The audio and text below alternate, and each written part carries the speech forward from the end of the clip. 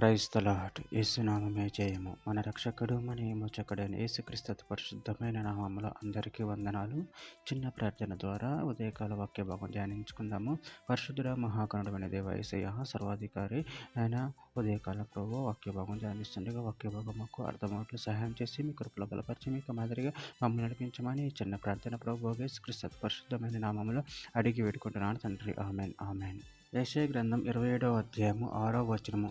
రాబోవు దినములలో యాకోబు వేరుపారును, ఇజ్రాయేలు చిగిర్చిపోయును, వారు భూలోకమును ఫలభరితముగా చేయుదురు. ఆమె దేవుడి వాక్య భాగం దీవించును గాక.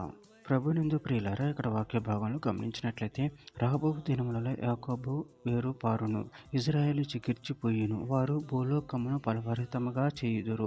అదేవిధంగా వాక్య భాగంలో గమనించినట్లయితే యెషయా గ్రంథం 60వ అధ్యాయం 22వ వచనం. వారిలో ఒంటరైన వాడు 1000 మంది అగును, ఎన్నిక లేని వాడు బలమైన జనమగును. యెహోవానగు నేను తగిన కాలమున ఈ కార్యమును త్వరపెట్టుదును. హోషేయ గ్రంథం 2వ అధ్యాయం 23వ వచనం.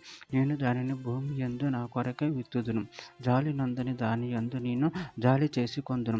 నా జనము కాని వారితో మీరే నా జనమని నేను చెప్పక వారు నువ్వే మా దేవుడువు అని అందురు. ఇదే యెహోవా వాక్కు. హోషేయ గ్రంథం 14వ అధ్యాయం 5-6 వచనం. చెట్టునకు మంచు ఉన్నట్లు నేను అతని కొందును, తామర పుష్పం పెరుగునట్లు అతడు అభివృద్ధి నొందును. లెబానోను పర్వతం దాని వేళ్ళు తన్నునట్లు వారు తమ వేళ్ళు తన్నుదురు. అతని కొమ్మలు విశాలంగా పెరుగును, ఒలివ చెట్టునకు కలిగినంత సౌందర్యం అతనికి కలుగును, లెబానోనుకున్నంత సువాసన అతనికి ఉండును. గలతీయులకు రాసిన పత్రిక 3వ అధ్యాయం 29వ వచనం.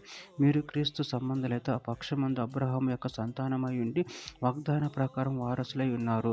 ఫిలిప్పీయులకు రాసిన పత్రిక 3వ అధ్యాయం 3వ వచనం.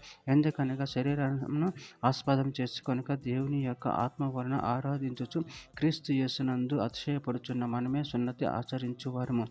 యెషయా గ్రంథం 4వ అధ్యాయం 2వ వచనం. ఆ దినమున యెహోవా చిగురు మహిమయు భూషణమగును, ఇజ్రాయేలు తప్పించుకొనిన వారికి భూమి పంట అతిశయపదముగాను శుభలక్షణముగాను ఉండును. చివరిగా ఒక మాట. హెస్కేలు గ్రంథం 37వ అధ్యాయం 26వ వచనం. నేను వారితో సమాధానార్థమైన నిబంధన చేసేదను, అది నాకును వారికి నిత్య నిబంధనగా ఉండును. నేను వారిని స్థిరపరచెదను, వారిని విస్తరింపచేసి వారి మధ్య నా పరిశుద్ధ స్థలం నిత్యము ఉంచెదను. ఆమె దేవుడి వాక్య భాగం దీవించును గాక. చిన్న ప్రార్థన చేసుకుందాము. పరిశుద్ధుడా, ప్రేమ కలిగిన దేవ యేసయ్యా, మీరు ఇచ్చిన వాక్య ధ్యానాన్ని బట్టి ప్రభు కృతజ్ఞతలు చెల్లించుకుంటాను తండ్రి. మీరే మమ్మల్ని నాయన లేవనెత్తి దేవుడే ఉన్నారు ప్రభు, దాన్ని బట్టి ప్రభు కృతజ్ఞతలు చెల్లించుకుంటున్నాను.